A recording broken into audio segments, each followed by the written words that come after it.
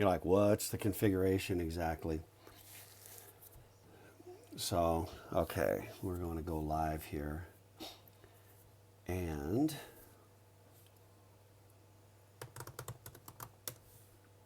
let me just throw the link up on Discord. Okay, hang on. So, yeah, okay.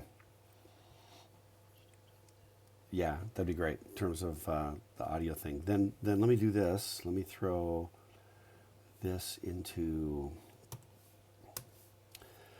There we go for everybody that wants to jump on. It might just be you and me, which is great. You know, that's totally fine because it'll still be there as a reference for everybody else, and it'll still be good for us. So I'm not too worried about that. Yeah, yeah. Well, the nice thing about being able to have the thing archived is it's no problem.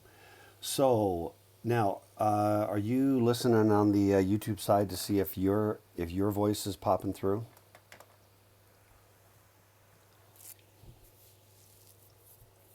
Okay.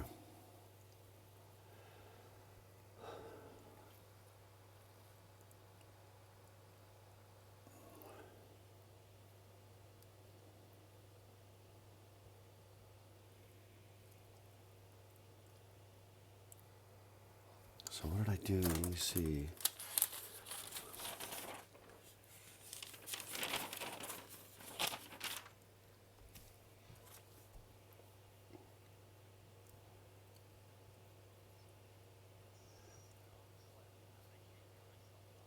Okay. Let me see.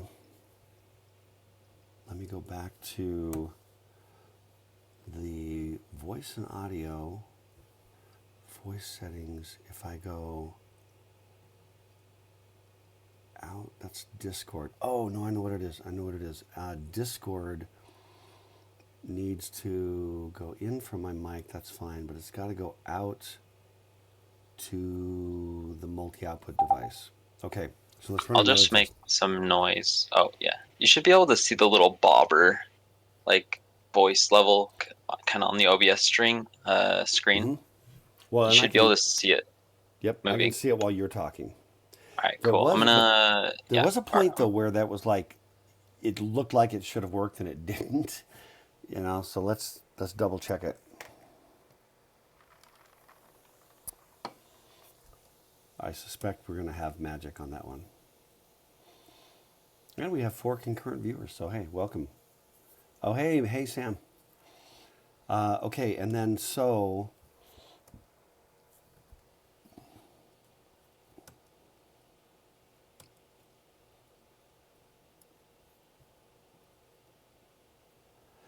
And then when we got that one fixed, Ryan, then my next trick is to get the video over onto Discord. Okay, so Sam, can you hear? All right. So I would say turn me down like 30% at Okay, least. Yeah. Yeah, just try 30%.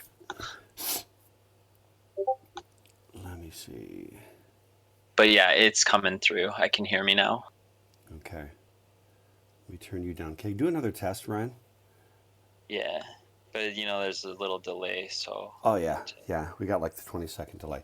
I think that you're now maxing. Your peak is now maxing about where my peak mic is. I gotcha. All right, and we got confirmation from Sam that he heard you on the live stream. So that means we've got the Discord voices piped into the live stream for YouTube, which is fantastic.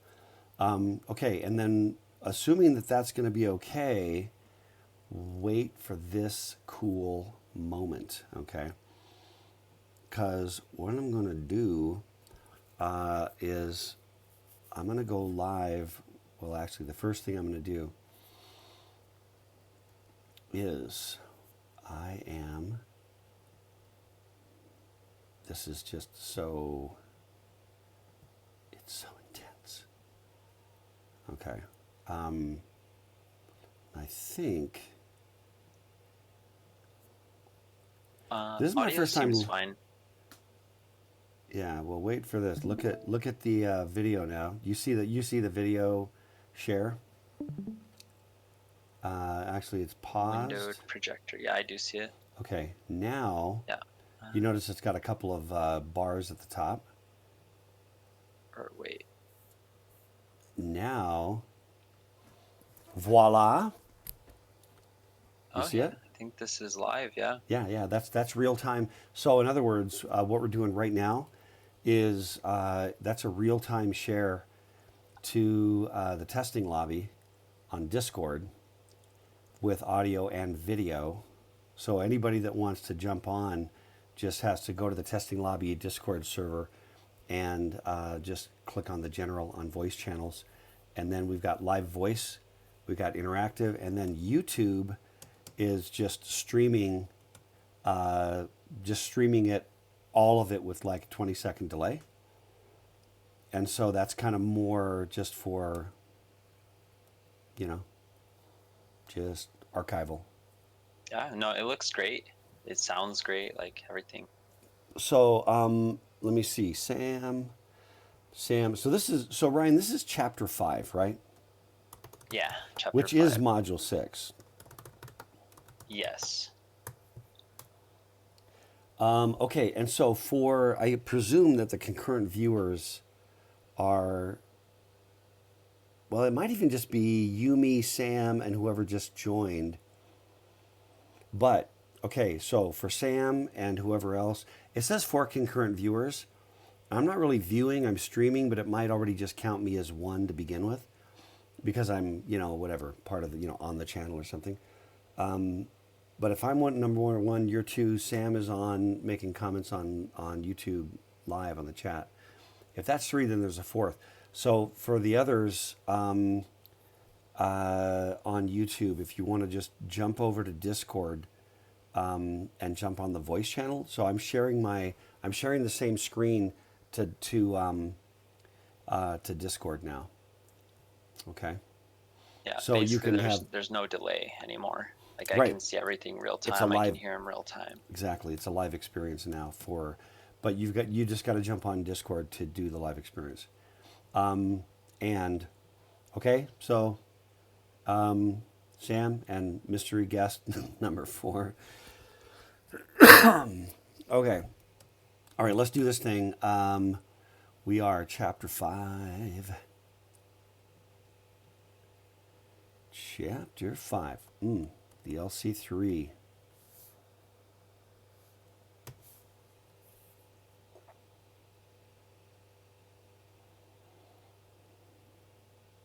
Okay.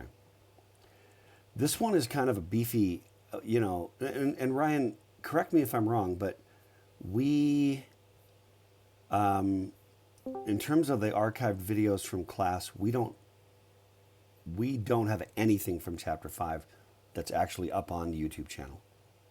So the only thing that we have are the last 2 slides of chapter 5. Oh, really? The last 2 Yeah. slides, which Yeah. we just like picked up at the end of, the beginning of some other class or something. Yeah, exactly. Okay. I will say though, those 2 slides is about 20 minutes of time. Oh, like, really? Okay. In the actual. In class. Yeah. Okay. Quick question. So, is this so on the playlist it goes from February 13th to 20th. I assume 13th and 20th that covers parts of module 5, is that right? Do you mean chapter 5, Sam? Well, no, not chapter 5, because chapter 5 is module 6. I assume.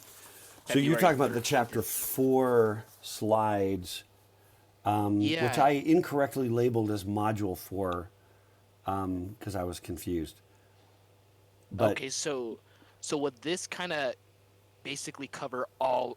So this whole meetup that we're doing, this is going to basically cover all of module 6, or are there other videos that?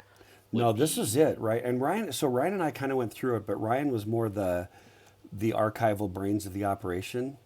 In terms of like Yeah, going through the very videos and identifying what was there and what was not, which I really, really appreciate.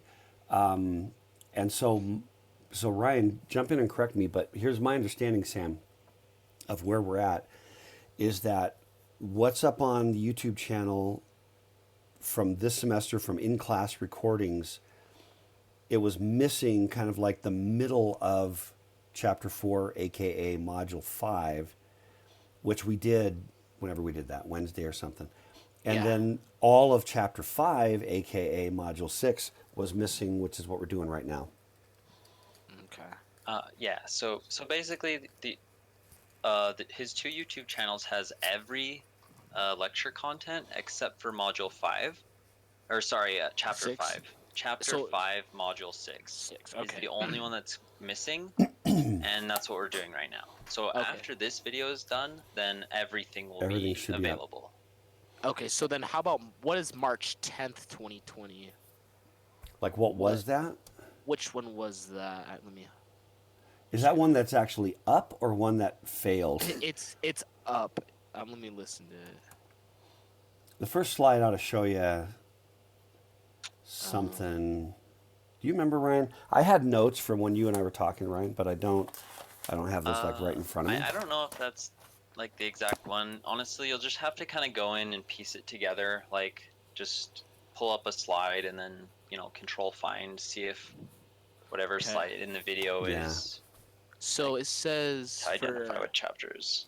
the first slide on March 10th, 2020, it works. Like the audio is working on this one, which I assume why it's up there. One of the slides says counting occurrences of a character. I don't know if Where was that one? it's like. Let me see. I'll find it real quick.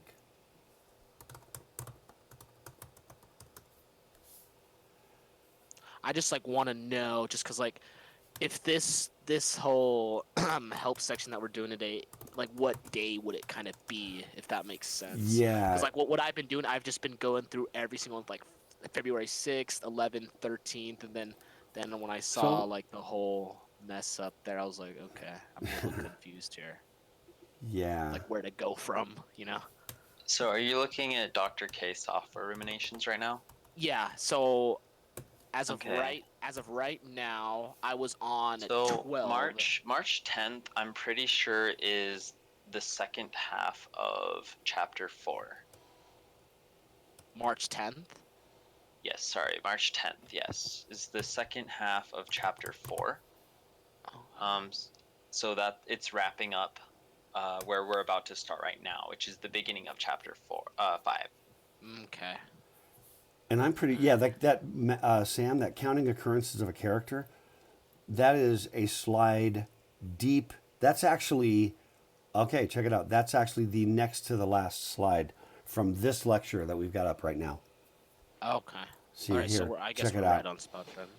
Because this is the part where what we did in class at the beginning of whatever that class period was, it would have started probably right here and then wrapped up these two, which I spent apparently 20 minutes on. So this is the missing lecture from right before that, which will go up to here and we'll stop when we get to this slide. Oh, okay, because chapter 4 only has 60 slides, so I assume it's... Yeah, the slide count jacks up when you get to the sort of animation. And we also had a section here on debugging, which we did in class. Did we do debugging?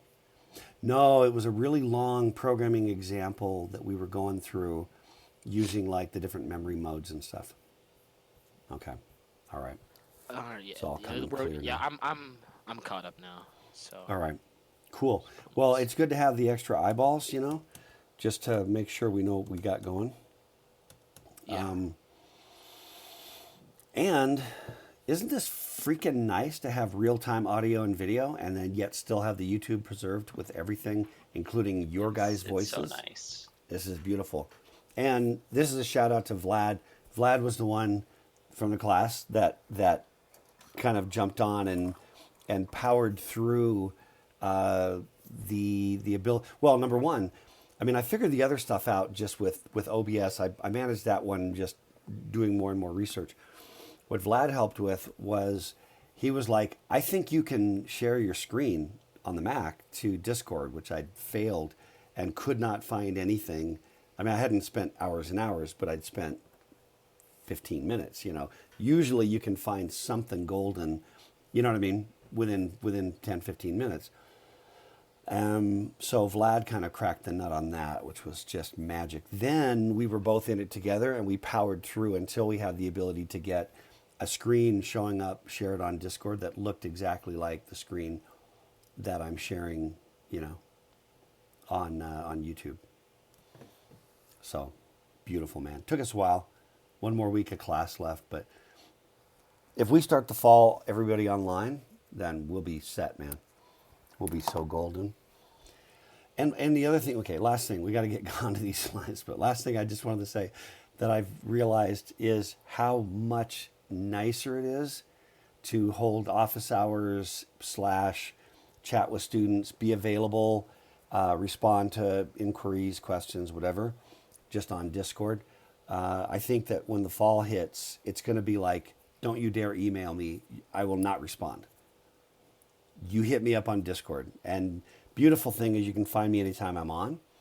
Great, But you know what I mean? I show up on Discord, boom, there's all the, I got the threads. I mean, none of that Canvas email stuff and none of just basic email crap, It's beautiful. So that's where I'm headed. Everything's Discord in the fall, whether we're quarantined or not.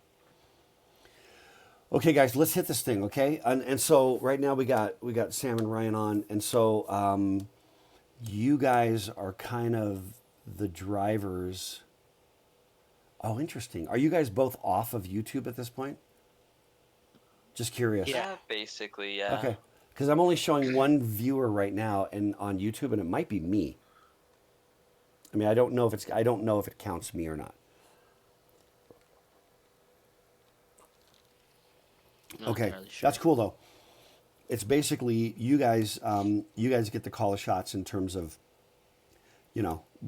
slow down, speed up. Okay, where are we now? All right, so Sam, you asked a question on YouTube. Can you see the cursor? You can see it now, right? Oh yeah, I can see it. We're fine. That's the only reason why I was on the YouTube, because I could see that. And I didn't want to get on Discord. I don't want like two different voices playing at once. Oh, right. Yeah. On Discord, you can see, like, if I'm going now right over here, and you don't have to wait 20 seconds for the video to catch up.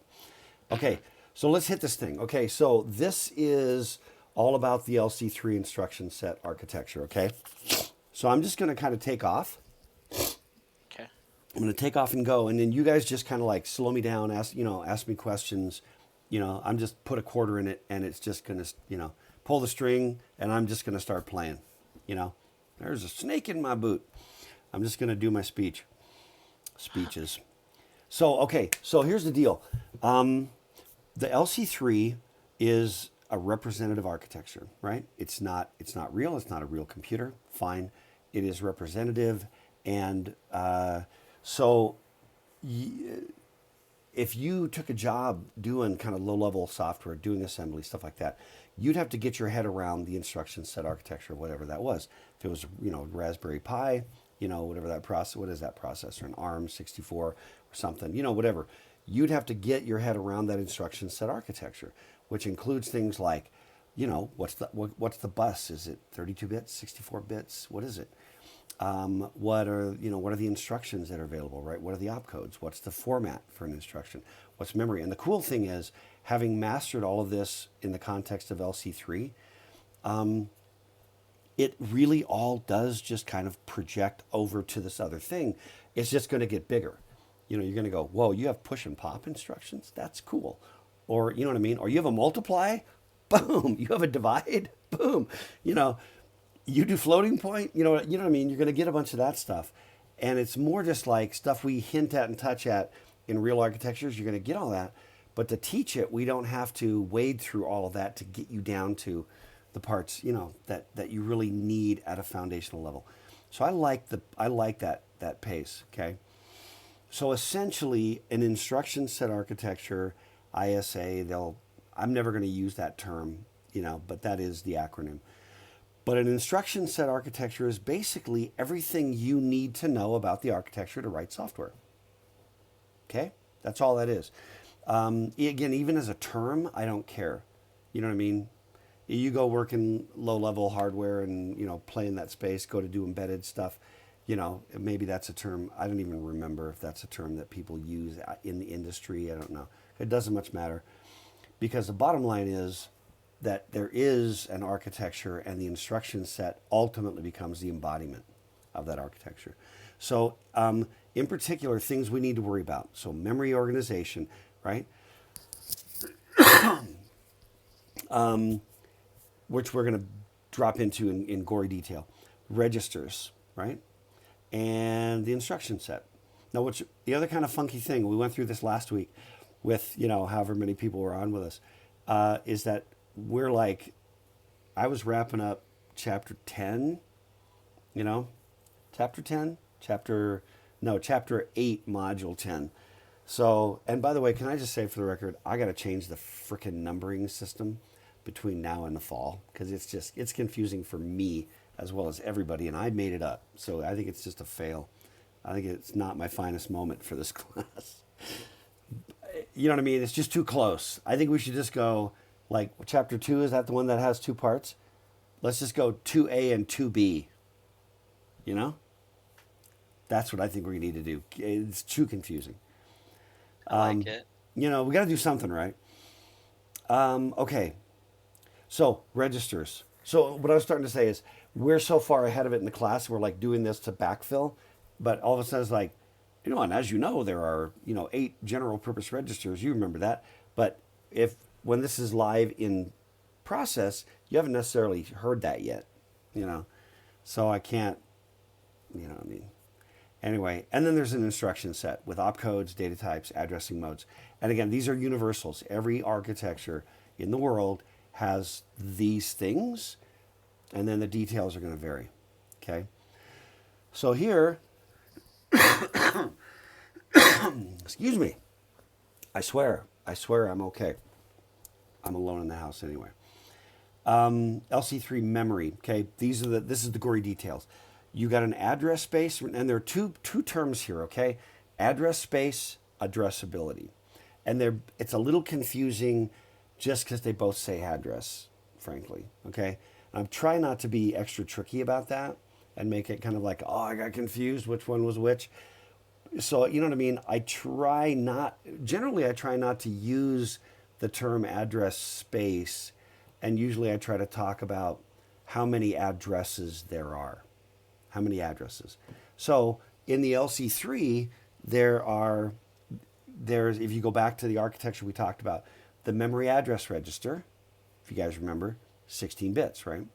Which means, unless I do some magic trick, which we don't do in the LC3, you've got 2 to the 16th locations, right?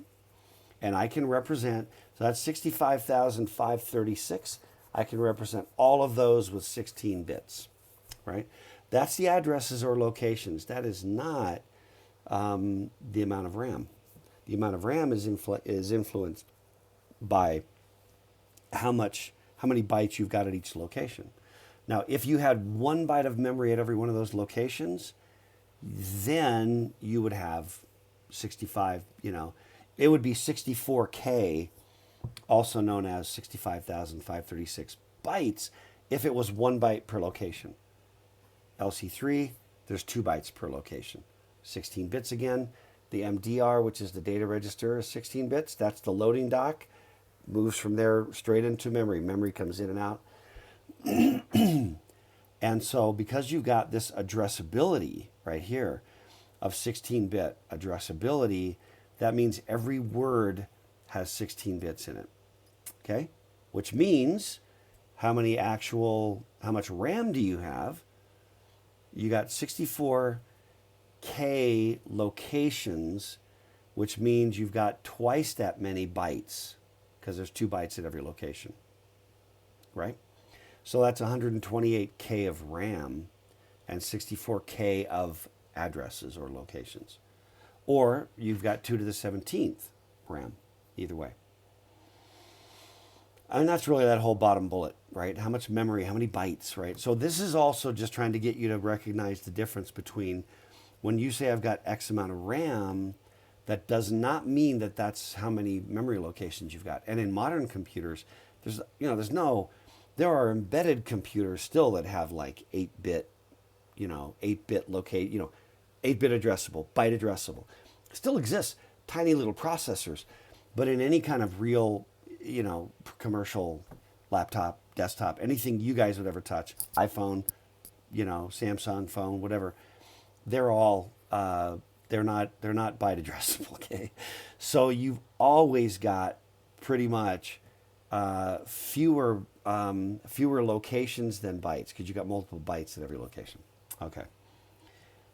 Okay, so again, I'm just going to keep cruising. So you guys got to slow me down if I'm moving too fast. Okay. A quick question. Yeah. Go, Sam.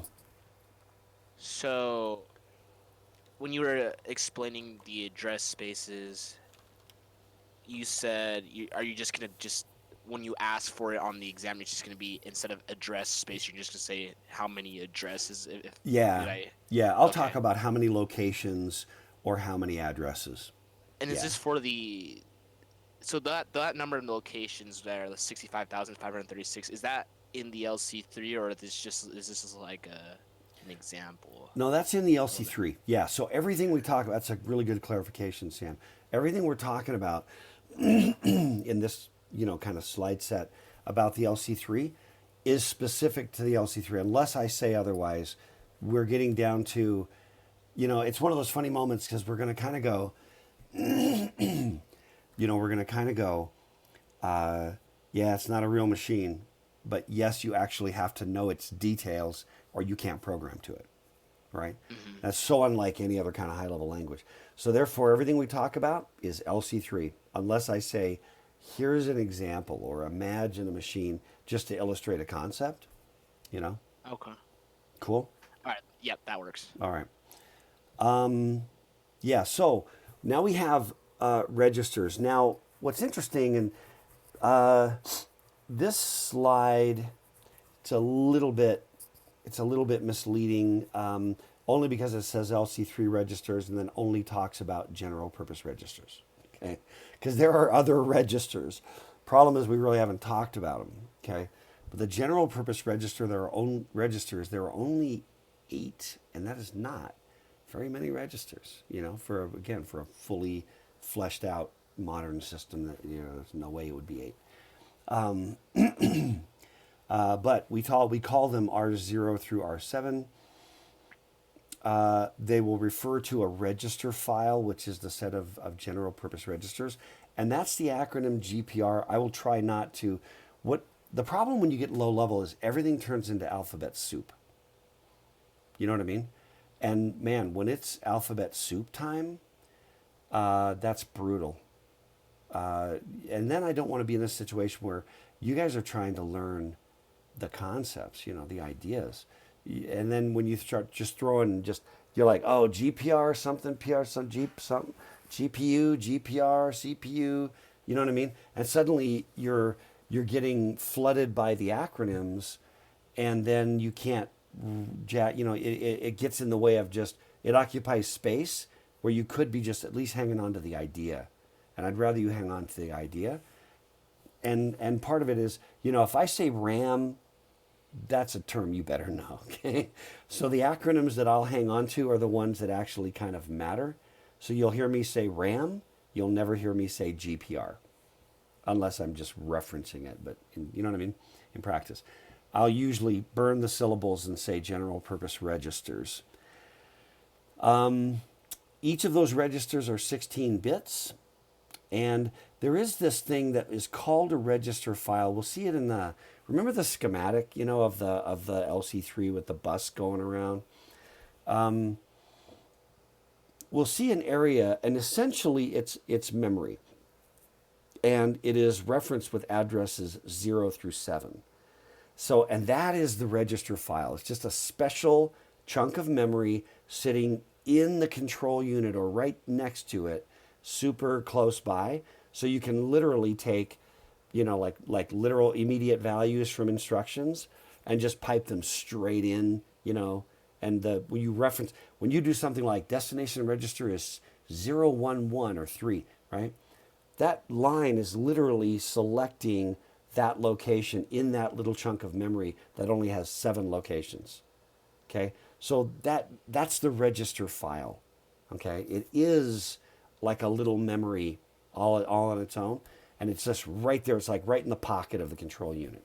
Okay, and then this becomes a really important idea. We talk about it on some of the exams, but just accessing RAM takes many clock cycles.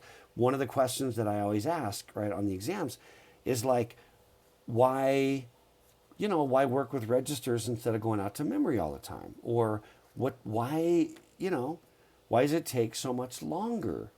And when people miss it, they usually miss it because they'll say things like, well, it's farther away, which is true, but that's not really the punchline. They get confused a little bit because in class I do examples like, the registers are like right here in my pocket. You know what I mean? I pull it out, it's like right there.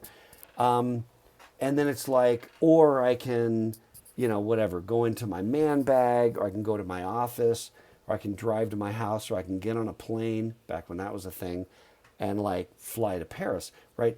And these are different time durations, right? To do these things. That's the concept. And it does, so it is farther away, but you understand that given the distances, the actual distance across the little chip at the speed of light, doesn't matter. You know what I mean? That's not the point. The point is that it takes longer because of clock cycles. Okay? So when I'm reading and writing to memory, I've got a value in a register, I got to go take I got to go make an address, I got to push that on the bus, and then it's got to move. I got to turn everybody off, turn on the MAR. It reads it off the bus. Now it's in the MAR. Now I got to trigger the memory to you know what I mean, to go through what it does, and every one of those like different clock steps, and some of that, if you remember the when we did memory with circuits, and I did the kind of the walkthrough. And I was like, man, I was advancing. It was like, that line goes, then that line goes, and that line goes. Every one of those is a clock cycle. So, it's like, go, stop, go. The clock comes on, and everybody moves forward when the clock goes off. Clock goes on, everybody moves forward one. And you know what I mean? Then you got to move the stuff out, goes to the MDR, the data register. Then from there, goes to the bus, back to, some register. That is a crap ton of clock cycles. But if I just put the value like just straight into a register, it's just like, boot, like one clock cycle or two, or very, very few for the circuitry to move through to do that. So it's about clock cycles. Okay. That is why it takes longer to go to main memory. That'll help somebody. Okay. Could you summarize that just a little bit more? Sorry. What's the best summary? The reason it takes longer to go to main memory than it does to go to a register, or to access main memory versus to access a register, is essentially it's like the amount of circuitry in between those two things, right? And in the case of the registers, it's right close by, therefore few clock cycles. In the case of memory, it has to go on the bus, and there's a bunch of steps, and all of those steps take multiple clock cycles. So it just, so the punchline is, such as like the MAR and like the MDR and stuff like that. Yeah, exactly. I got a monkey with the MAR and the MDR, and back and forth on the bus, put it on the bus, flip the stuff, all those individual steps with main memory. Does that kind of help, Sam? I don't know if that's a good summary. I feel like if I was looking at like a diagram of it, and you kind of Ooh, you know what though? it, would be Yeah. nice. I'm just blowing this up because I want to jump. No, that's right on, Sam. I'm just pulling up. I think in here is, say there's a diagram. If not, I'm just going to pull another one up real quick. Because that really is the punchline. And I do think, well, and memo to myself, that really it would be a good thing to put, right here, in the slides to kind of feed that conversation. Because in my mind, I've just got more exposure than you guys. Yeah. I'm in my mind picturing it, but it's maybe not super clear.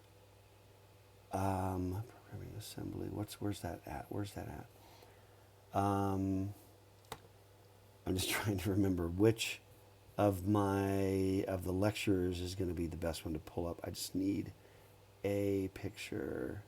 Like of the LC3. I know Yeah. chapter 4 has some pictures of it.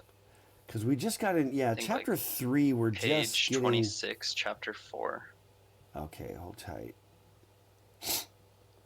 Yeah, I was back on 3, and it's like, this is all circuits. This is all... that's right, because chapter 4, we're talking about the von Neumann architecture. And then we're just like, and in case anybody's interested, voila. And that's the picture with the unfortunate pink on it. Okay, Sam. So I really appreciate you bringing that up because I do think this is better.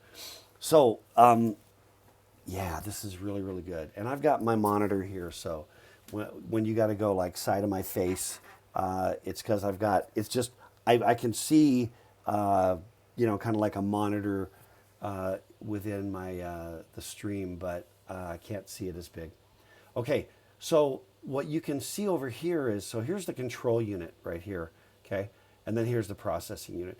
And again, some of these delineations between what I've seen, slightly different things bunched into whatever. But the bottom line is everything in pink is still the CPU, right? It's still the central processing unit. Okay, so the control unit and the processing unit, the reason why it's pink is because is that just like It's calling like- that whole thing, like all of those included in that would be. I would call that the CPU. Yeah, I would Okay. call this the CPU, all this pink. Okay. But like the different halves of it is because it's one the control unit, the other the processing unit. Yeah, that's right. That's right. Okay. But again, you'll notice if you've already gotten to these, homework or exams, that I don't make a big to do over what's the control unit and what's the processing unit, because to me it's a little bit arbitrary. Other than the fact that the control unit has the finite state machine, and that drives everything. That's the machine. You know what I mean? Clock pulses. Notice there's CLK. That's the clock. Notice where the clock goes. Only one spot into the finite state machine, right? And the clock goes, and then the finite state machine goes. Everybody turn the crank one time, and then everyone stop. And then the clock goes down, clock goes, and everybody turns the crank again. So it's just moving through that state machine, okay? And that's driving everything. So that is control. And the instruction register is part of that, which is also what do I do next once, when I'm in that fetch, decode, execute cycle, right? And the program counter is there. So that's control, right? And this is other stuff.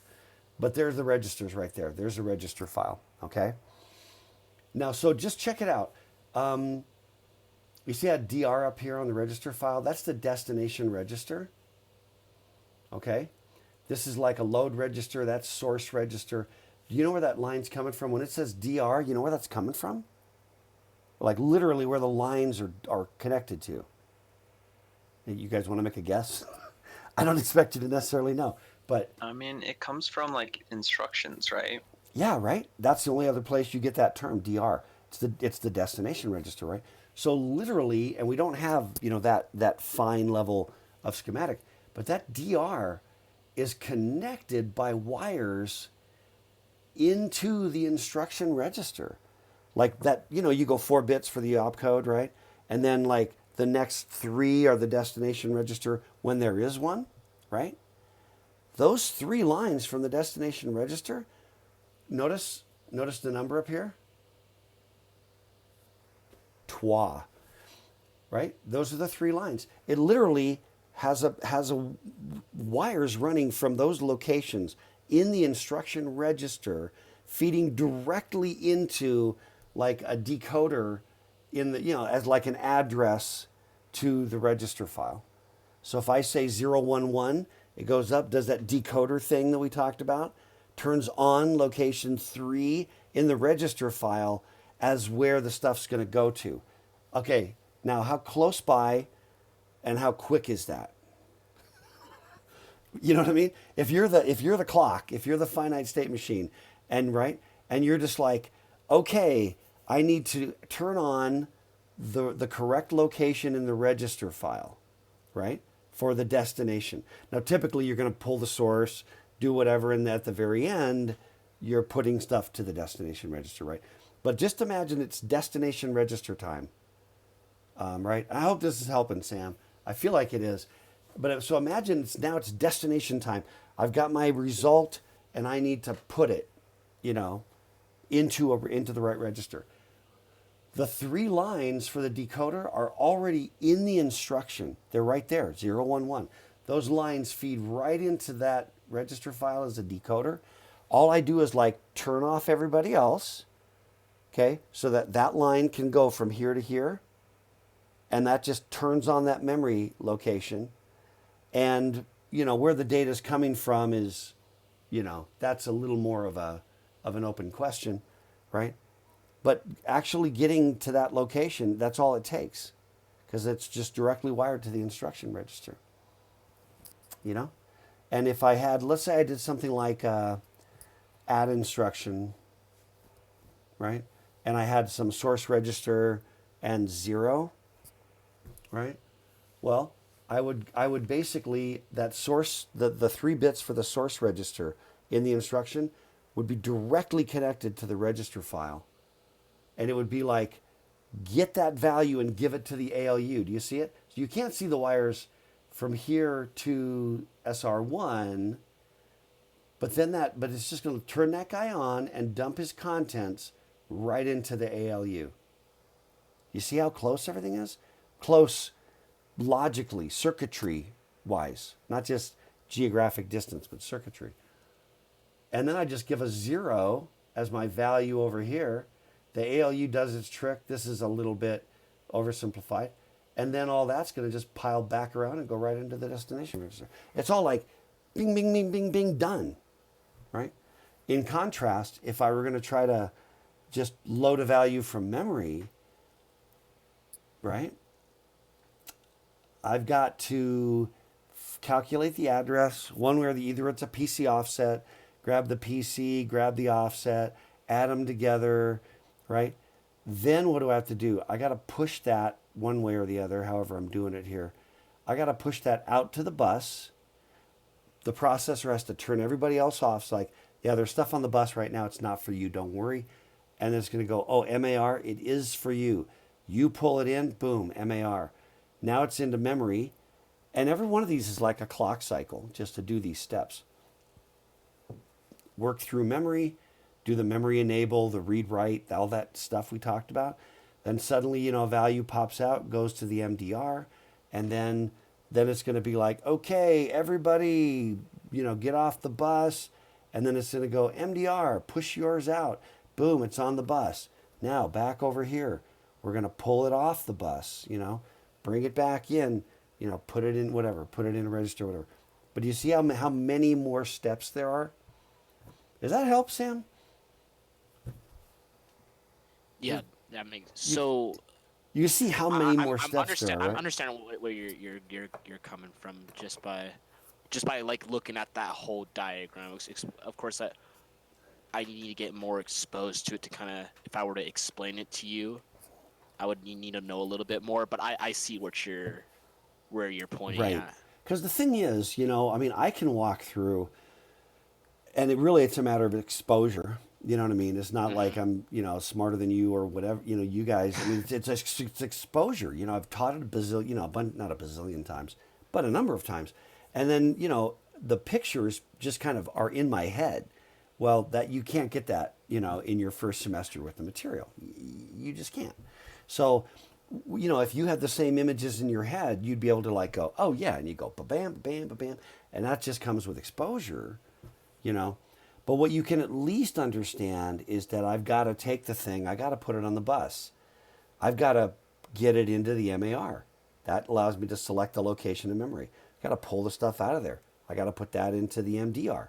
I got to get that. I got to put it on the bus. I got to go to the bus, pull it out, put it where I'm going to put it.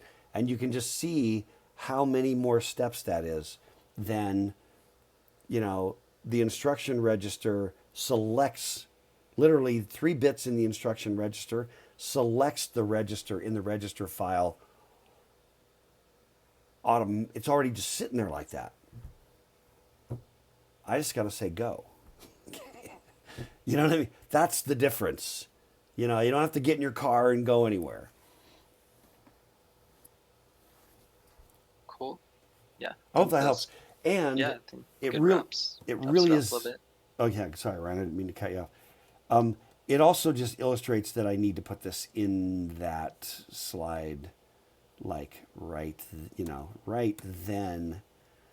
And what I think I'm going to do, because of how smart I am.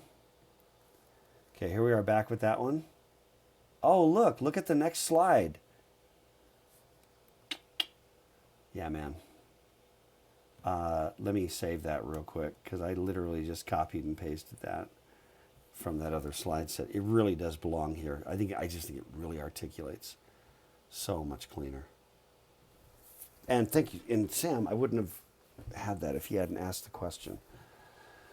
Okay, so what we're going to do is we're going to break this thing down. Here come the registers and the instruction set architecture. We're going to do an example. And what we did was, the way the thing kind of works, the way the slides are kind of organized, we just pick like an example. I mean, I can talk in the abstract about this is this and that's that and this is this, and at that point in the lectures, you're like, I don't know what any of that is. It's like I got no context. So what I'm doing instead is saying, here are the 8 registers, 0 to 7, and they've got random values in them. I don't care what it is, right? But they've got values. If power's on, there's values there. Something has to be in there. And then the first idea here is that every instruction in the LC3, the first 4 bits of every instruction, those are the high order bits, right, are the opcode. I don't know of any exceptions in assembly or machine code in any architecture I've ever seen. It could be different, but I don't think there are any exceptions. The first bits, however many there are, is the opcode. Okay? And the opcode, that's just kind of short for operation code. The opcode is basically just like, what is this thing? Oh, it's an add. It's a subtract. We don't have that, but if we did. It's an and. It's a load a register from memory. It's those things, right? So in the LC3, the first 4 bits, aka the high order bits, aka bits 12 to 15, okay?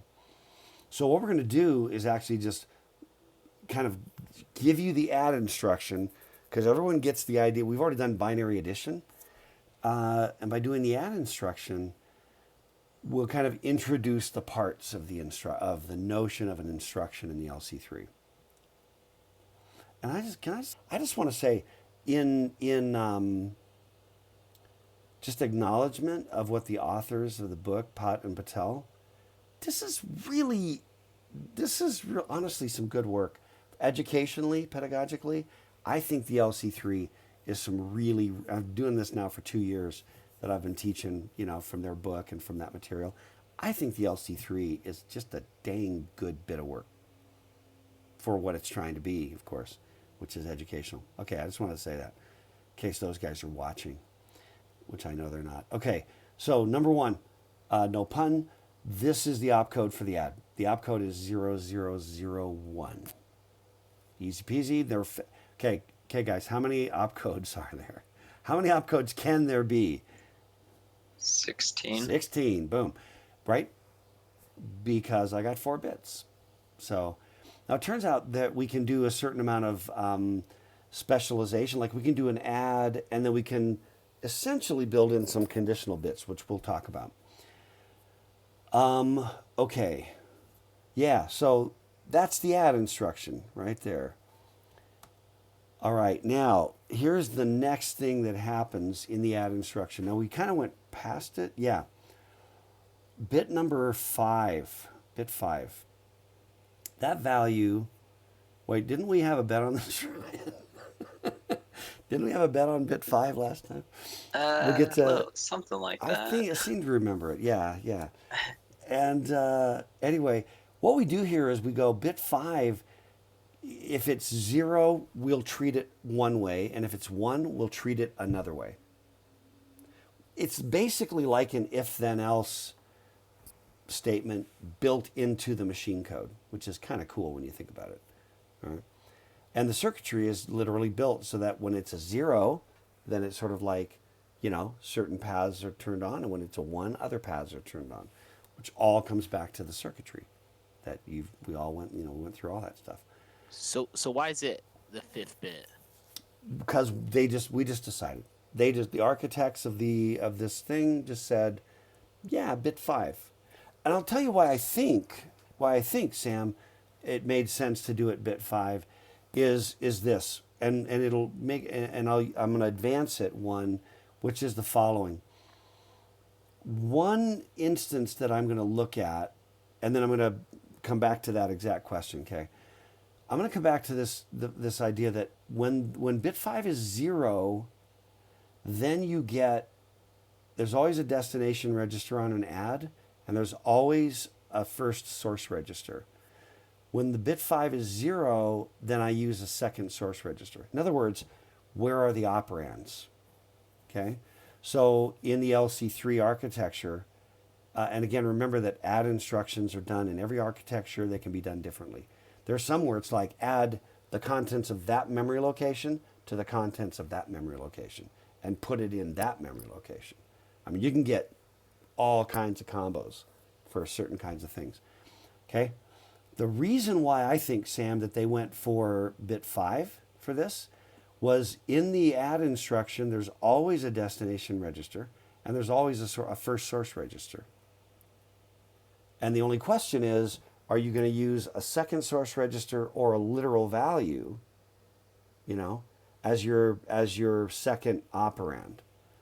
Well, since there's always a destination register and convention is to put it right here. In the LC3, we just put the destination register in these 3 bits every time, which, remember that picture, right, with the register file? I can build circuitry for the destination register. It's for writing, not reading. And I can wire that so that those 3 bits will always be the destination register when there is one. Okay? And then similarly for SR1, well, I just burned 3 bits for the destination register and 3 bits for the SR1. And I think, and then what's really at issue is how are we going to treat these 5 bits? That's the question. So having this guy right there, it kind of is like more readable. But it could be anywhere outside the opcode. Right? Conceptually, it doesn't matter. Could be anywhere. Just we decided that was where we wanted it. We meaning them, the architects, Does that make sense, Sam? Yeah, that makes sense. I was listening there. Okay, yeah. So there's SR1. Is it when the 5th bit is 0? There's going to be an SR2. Let's say, for example, it was 1, then it would just be, you said, a value? If it's a 1, it's going to be a literal value, which we'll get to, in the next couple slides. Just jumping ahead. Okay. Yeah. That works. I think that's part of this set. It is. Okay. All right. Thanks, it's definitely Ryan. mentioned later. I'm in full screen mode, so I don't have the easy navigability. You know what I mean? Or I have little thumbnails down below. So, okay. So what we do here is we're just deciding that this is what the instruction says. Okay? Destination register is basically number 2. SR1 is going to be 0, which means register 0. The 5th bit is 0. Bit 5 is 0, which means we're going to have a second source bit. That's going to be 001, which is going to be R1. So here's what actually happens then. We're going to break it down. So we take the value in register 0, which is that value up there, okay? And then we take the value in register 1, which is this value. We add them together, okay? Which should give us 4, right? That's 3. That guy's 1. Should give us, 0, 1, 0, 0 over here. And then we're going to put it into register 2. And then we go boink. There it is. 4. So in essence, that instruction, remember with the von Neumann architecture, we talked about the fetch, decode, execute cycle. Okay? Fetching grabs this instruction out of memory and puts it into the instruction register. Decode is, where we do figure things out. And then specifically, it's figuring out like what the opcode is, right? Right, and there's little bits of calculation that has to happen to make sure we know what the instructions are and or what addresses are or things like that. But decode is like things like, okay, this bit 5 is at a 0 or a 1. We're going to treat it differently depending, And then it's like, okay, ready, go. And at that point, we grab register 0, we grab register 1, we add them, we write that value, back out to register 2.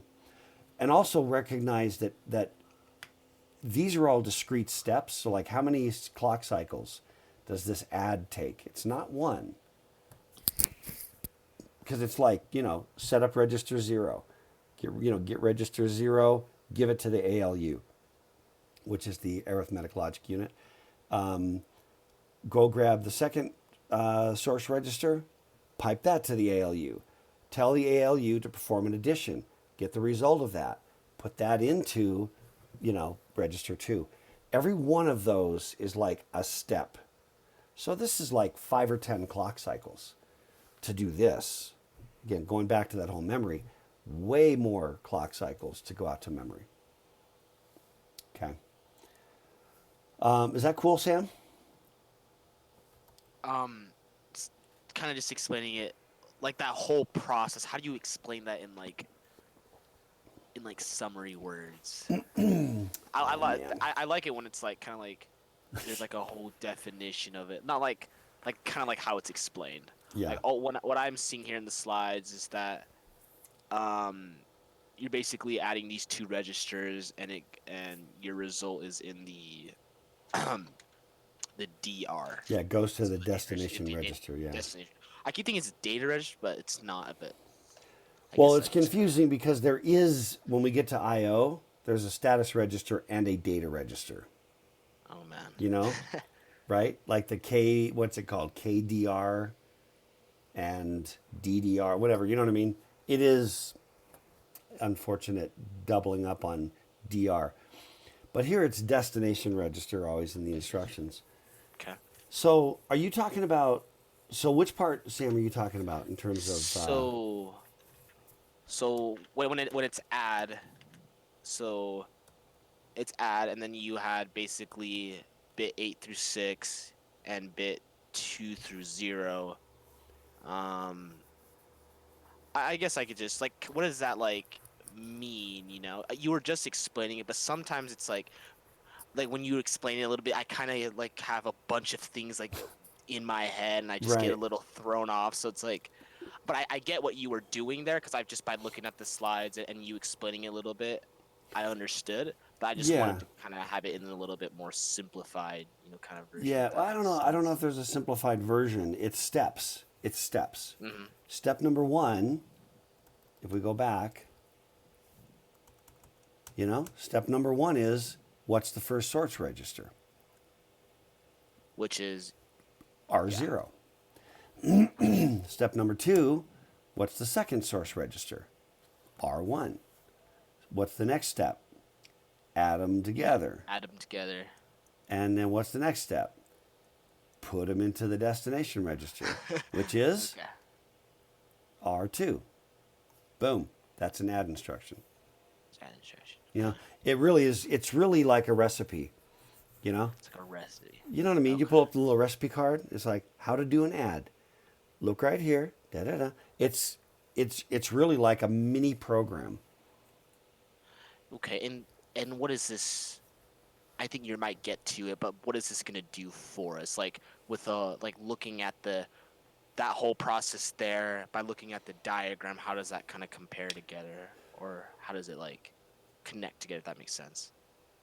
I'm not sure if it does yet. I mean, the way what Okay. this helps is it helps you understand how What's instructions get processed. It's what's like, actually happening inside? Is that yeah, well, part of what I want you to try to get out of this is that a machine code instruction is all by itself like a tiny little program. mm-hmm. Okay? It's like a microscopic program. A 16-bit program, because it's all down in the low level circuitry, that literally tells the system go grab the go to R0, grab the information, go to R1, grab what's in there, take those two values, give them to the ALU, tell the ALU to add, get that value that is now the addition, put that into our, the destination register. It's like a Okay, so little it's like a tiny little program that tells you to do all those things. so the ALU we tell that to add, and then it puts it into the data register. That I guess that makes sense. Yeah, in fact, when you go back to the picture, The die the yeah, picture. back to the famous picture, right? There's the ALU, right? Uh, Notice where it gets its two values, A and B. Its first value it gets from SR1, coming straight out of the register file into the ALU. If there is a register 2, if there is, it goes into this multiplexer, and bit 5 causes, if bit 5 is 0, it allows that value to come on through. If it's not, then it brings its own value in, which is literal value with the 5 bits, etc. So literally, anyway, I don't know if that's like more helpful or like oh, worse. that helps. That helps. Okay. That helps, Well, right? and the other thing too, this is actually, oops, hang on, where am I? Where am I? Right there. These are really, really great questions, Sam, because they kind of just force a little more clarity in terms of my, explanations. But I do think it's helpful because I think there's a little mystery. It's like, oh, these bits, and then the machine just does stuff. Well, you just have to recognize that there's all that circuitry built and that these 16 bits are a tiny little program. And the tiny Okay. little program tells the control unit, the CPU, and then it's the clock and the finite state machine that has to go do that one thing, do that thing, latch that down, bump, bump, bump. It knows what the recipe is. That recipe is in the state machine. It's encoded in the state machine. And for our large program, you're wanting us to code the whole LC3. No, Oh. no. Well, it depends on what you mean by that. Um. What do you mean by that? Basically, doing everything that you explained to us throughout the whole semester, but No, like the learning the language and then applying that to other coding. 'Cause I problems. remember. Right. Right. No, I. you're gonna write a program to solve, a bigger problem, and you're gonna be using assembly language, not machine language, which has a one-to-one correlation. And that assembly language is basically going to do something like you're going to be saying things like grab this value, add it together, Okay. branch if there's a conditional, whatever. You're more at that level. This is back to, remember day one we talked about abstraction. This is part of the reason why. You have to recognize that this is just an add instruction. The add instruction itself is a tiny little program to tell the computer exactly what to do at the finest level in order to perform an addition. Okay? Okay, that makes sense. Yeah. But then by itself, it becomes this add instruction that I can just use to like add stuff. And I don't have to think about all that. I just know that I use it to add things. Okay, Cool, cool? that makes sense. Yeah. Okay. Okay, let's keep going then. So the add is one of 15 instructions. There's one that's reserved, it doesn't get used. There are 15 instructions in the LC3. Add is just one of them, okay? Always there's 4 bits for the opcode, and then there's 12 bits for everything else. And then there is this idea of addressing modes, which is kind of like how you get the operands, okay? Addressing mode is all about how you get the operands, meaning am I just going to tell you the number? Am I going to tell you where to look for the number? Is it going to be out in memory? Is it going to be in a register? You know, like where am I getting my stuff? That's all addressing modes are about, okay? So, all right, so opcodes, as we talked about, this is a very, very small set, okay? It's unreasonably small by any kind of conventional modern, regular computer kind of standard. And that's okay. The more sophisticated instruction set architectures, you get a lot more specialized opcodes. And the reason is because you can build circuitry that's more specialized and faster. You'll get stuff, modern computers have like floating point processors, like literally a separate chip. And it's faster to burn the time to send a signal out of the CPU over across the wire to this other chip, like on the bus, and go to this other chip, let it perform and come on back. Because when it does the floating point math, so much faster. Same thing, you'll see what they call GPUs, which is a graphics processing unit, right? So I need to do like graphics rendering. There's all this math you have to do, right, to make graphics work right. Well, if it's all too slow, you get that like staggered, you're trying to play some cool game, or watch streaming video or whatever, and it's just like, because the systems can't keep up with the work it's trying to do, and in real time. So graphics processors, are dedicated. So you'll see, certain kinds of mechanisms for doing fancier things, but LC3, very, very simple. Okay.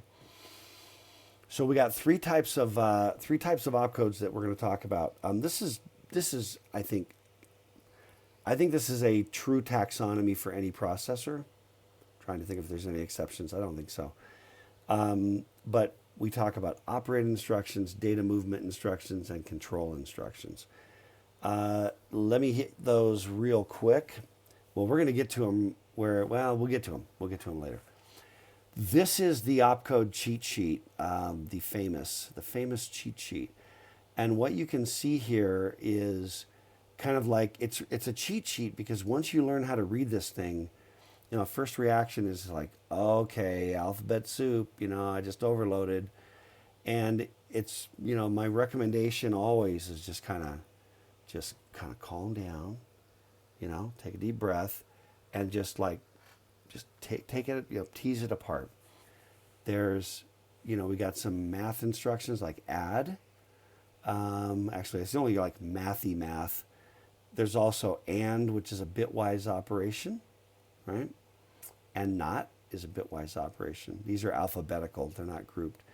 You've got branching and jumping stuff. You've got loading registers from memory. And you've got storing register values out into memory.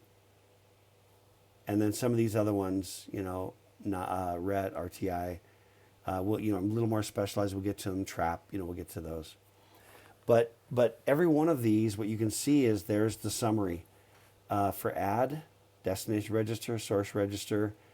When 5 is 0, you get a second source. When 5 is 1, you get an immediate value, which we'll break those down in more detail. Okay. I had a question about the opcodes real quick. Yeah, right. Would you say that we kind of use all of these in this class, for example? Let me see. I would say, we definitely add an and branch, yep, jump, yep. The jump subroutine, yeah, I think by the time you get to the large program, you kind of need to start using these because the branch is going to run out of juice. The program gets big enough that jumping off the PC offset as your point of reference, you can't I get far see. enough away.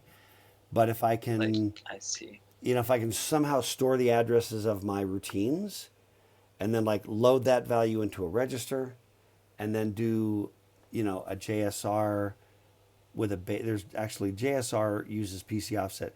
JSRR, where the second R stands for, the JSR stands for jump subroutine. The second R stands for register. So the JSRR says if I can load a base register out of memory, just load a register out of memory, and that value in memory is like the address of my, one of the states, then I can jump kind of anywhere and use that mechanism. The ret is how I get back. So yeah, there's little bits of that. I will say that in like homework and module exams, I don't think I do a good enough job of pressing you on JSR like I should. I should repent during the summer. We definitely do the load instructions. The LD, LDI, LDR, LEA. We talk about all of those. The RTI, I don't know if we really touch it. I mean, we teach about it, but I don't know. I make you do it.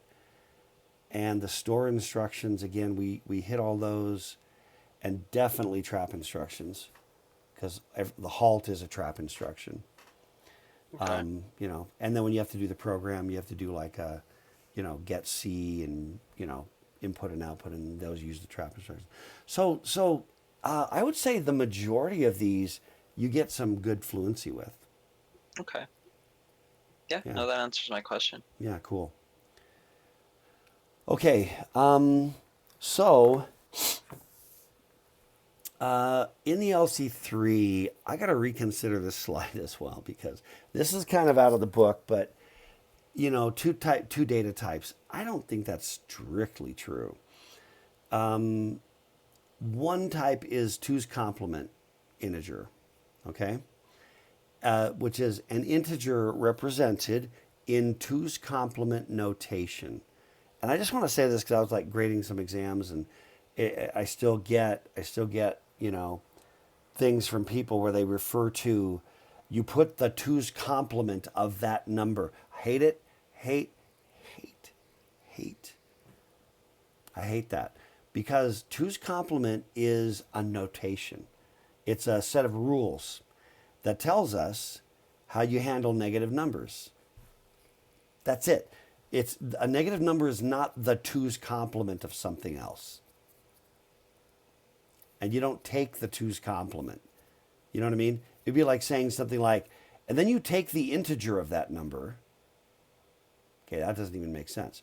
Then you take the ASCII of that number. None of these make any sense.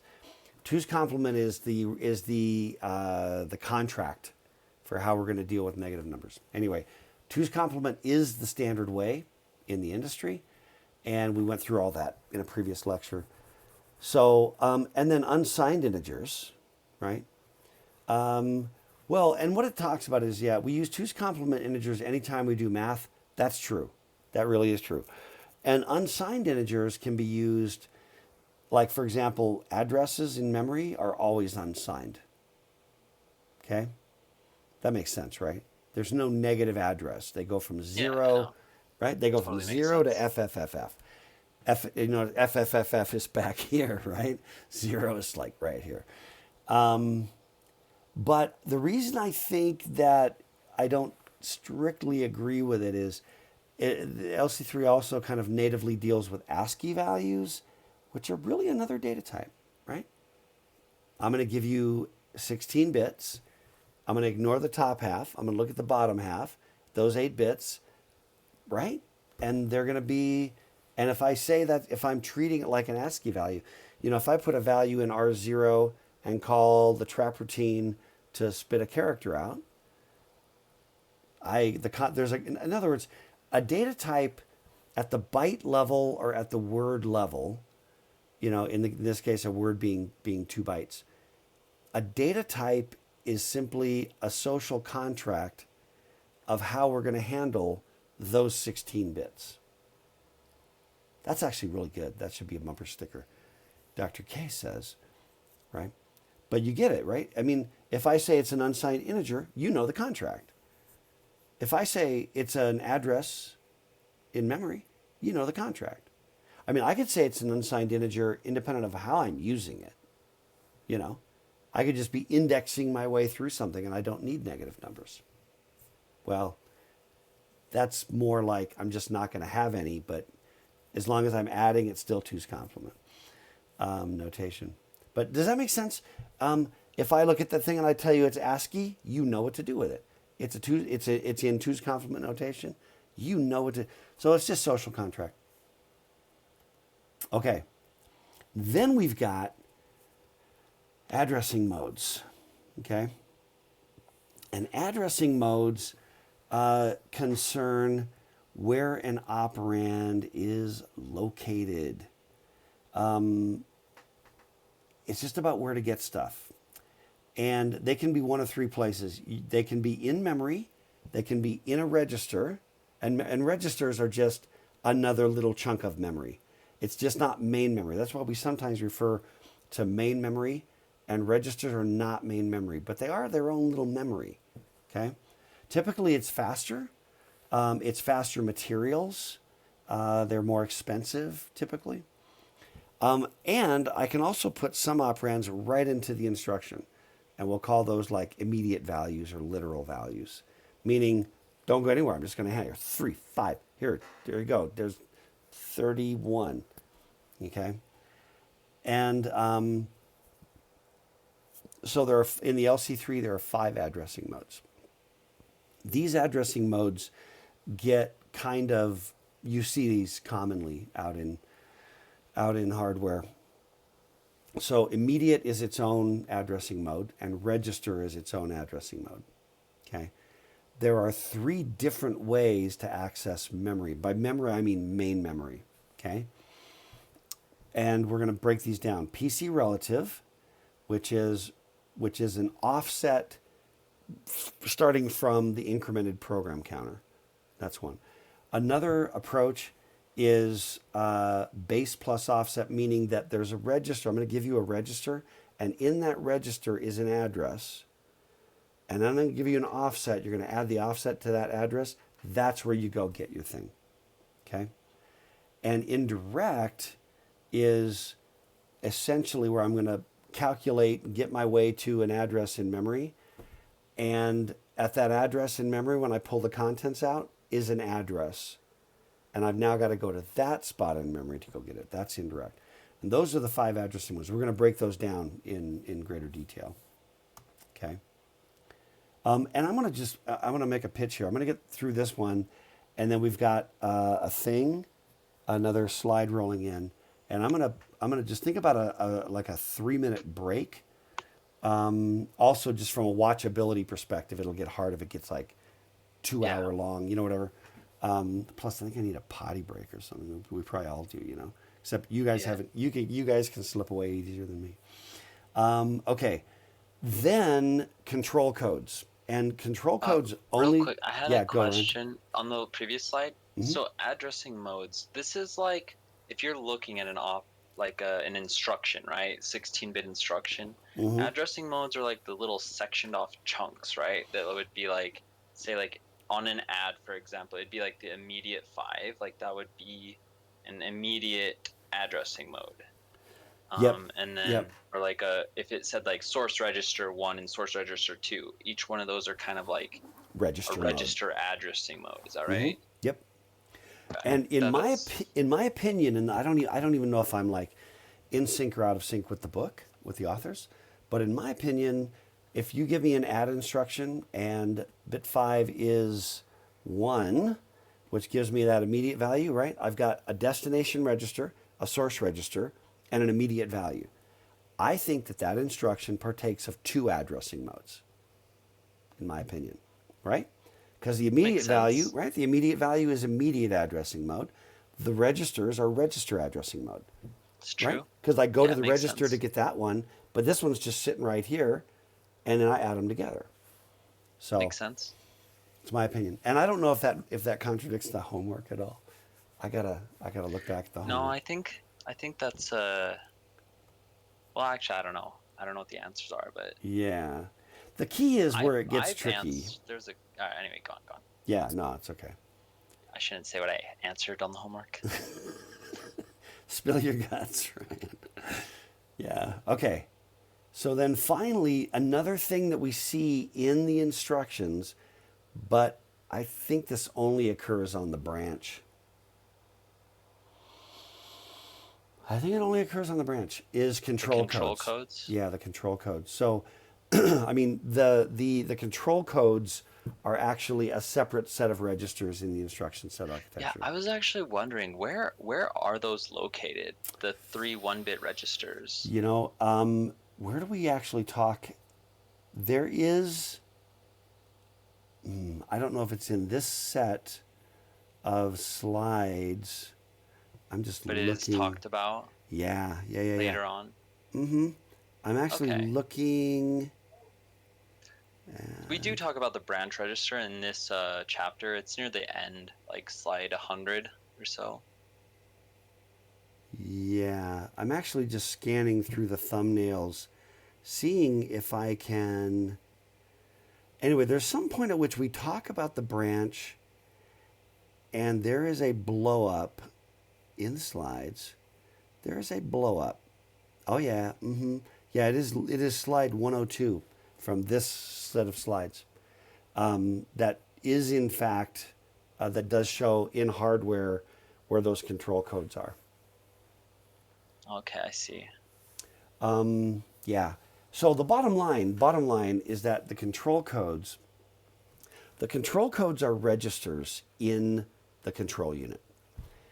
And they're 1-bit registers, and they're called N, Z, and P.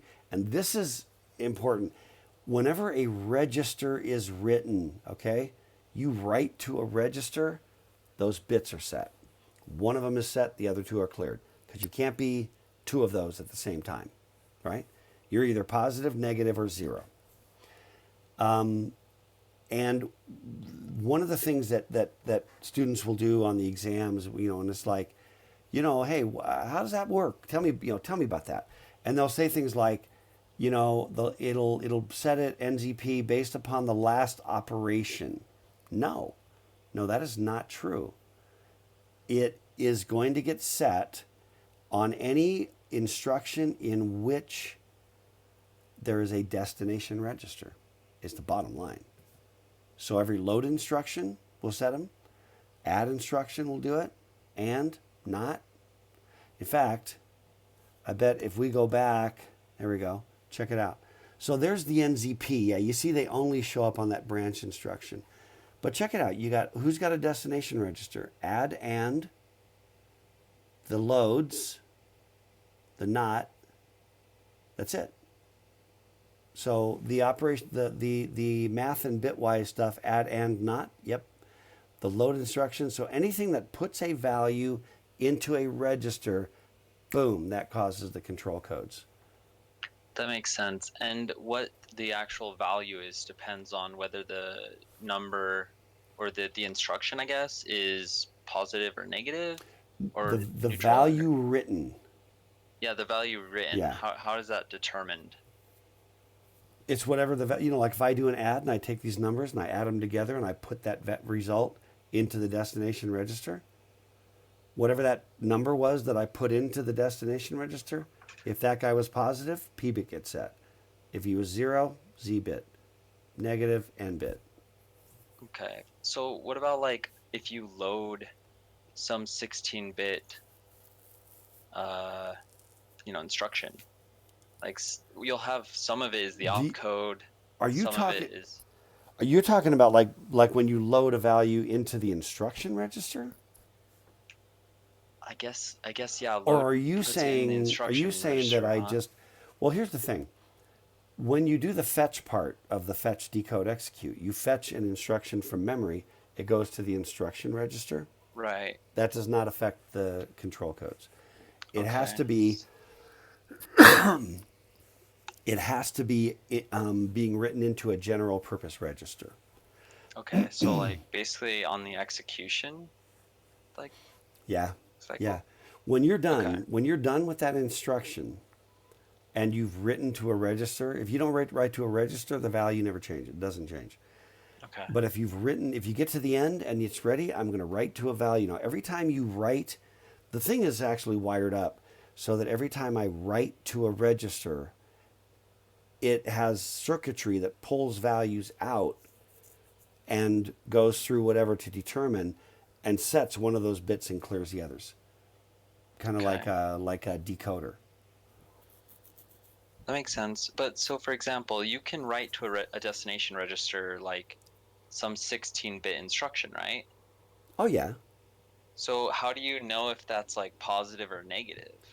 Like, Be- because the first chunk of it is opcode, yeah, right? what you're saying is, let's just say, for example, out there is some program code, right?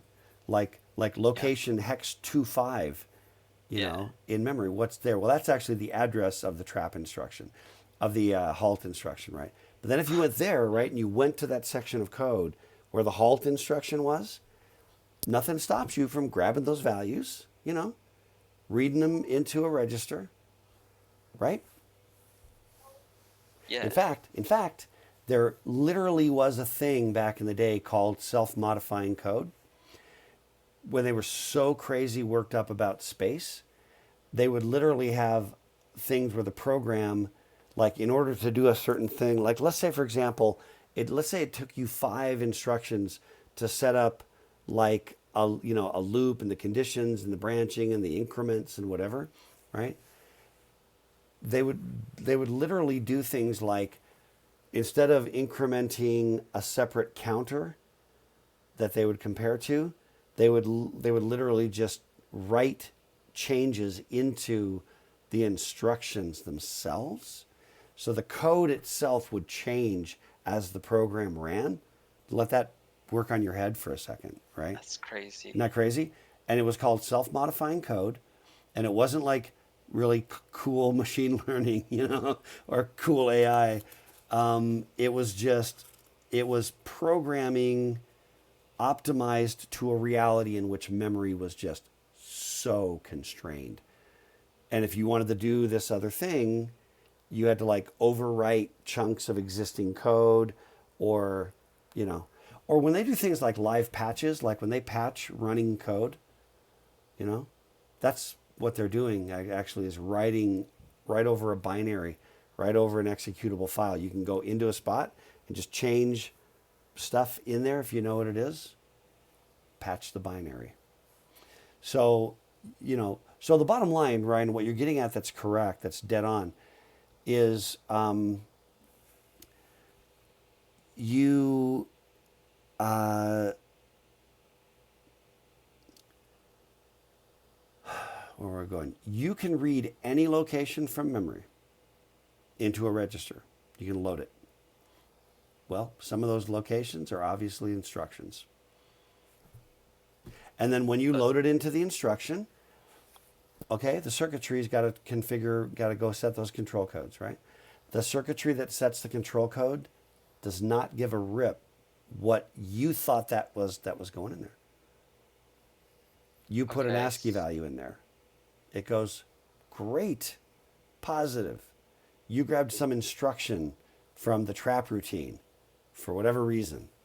You loaded it into memory. It goes, negative number. It just looks at it like a 2's complement number, Okay. and then just based on that knows how to tell. Literally, if the leftmost bit is set, the end bit is going to get set. That makes sense. That makes And it sense. doesn't That care. answers my And, question. and even though I looked at it like, you and I look at it and go, hey, it's really an unsigned integer, AKA an instruction. Well, fine, because that's our social contract, right? We're just going to treat it like that. Then but once I write it into a register, the control codes look at that and just say, if that were a 2's complement number, would it be positive, negative, or 0? That's what it's doing. That makes sense. Cool? Yeah. So basically, it uses two's complement to kind of identify. whether the number is negative or it just That's the interprets notation. Yeah, it 16 interprets bits. it as a 2's complement number. I gotcha. Yeah, All right, cool. Yeah, which no, is thank you. plenty cool, right? Okay, let's see. Where were we? We were, yeah. Okay. Let me see. So it turns out that with these control codes, the NZP, I can set up conditions. Okay, I can compare things, and how could I tell if something was equal? Well, I could take two values and I want to know if they're equal, right? And I could just negate one of them. It doesn't matter what it is. ASCII, any value, right? I can still just take that value, and now I'm treating it like a 2's complement number, and I just negate it, and I add them together, and if they were the same, it's going to be 0. And the Z bit will get set. And then I can just branch on that condition. Or if I want to find out which one's bigger. So all of a sudden I can do greater than or equal, less than or equal, right? I've suddenly got these math functions just because I can take numbers, I can negate one of them, add them together, and see whether my value was negative, positive, or 0. And I can build all of those comparative functions. That's pretty tight. Yeah, it makes sense. Okay, and then, so where we go next is operating instructions. So what I'd like to propose is a 5-minute break. Sounds good. Little bio break, as we sometimes call it in industry. So I'm going to go ahead and stop streaming. I'll rename this thing to be like, part 1, and I don't know how many parts we'll have here. That sounds good. But, okay, all right. I'll catch you guys in a couple minutes. Yeah, see you in 5. Yep.